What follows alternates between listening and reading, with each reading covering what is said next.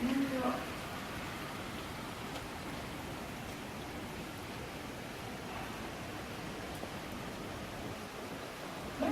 を忘れ続けていたところであり、またおいと政子との忍び合いの場でもありました。その後生涯の野望に達した頼朝は出産権現に詣でその伝承を祝しました。以来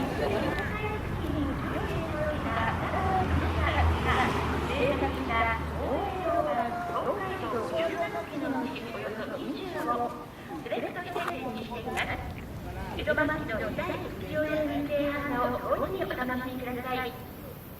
そしてこの期間、子どもたちの夏休みと重なります。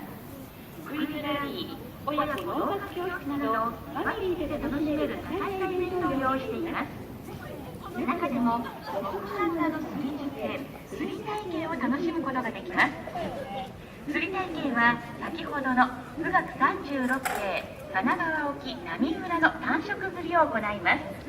開催日時は8月20日、午前の部と午後の部の2回の開催。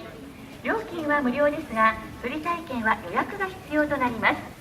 はがきまたはファックスでお申し込みください。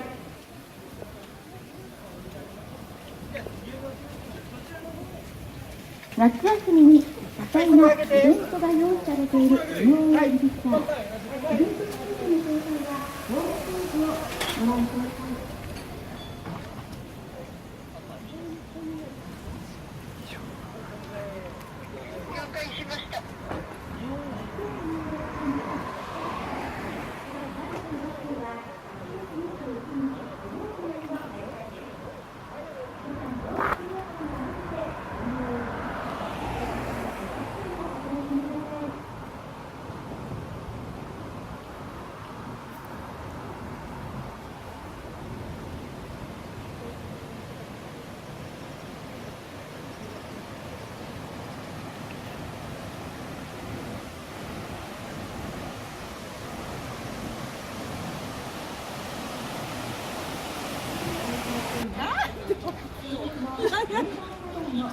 新聞が出てくる。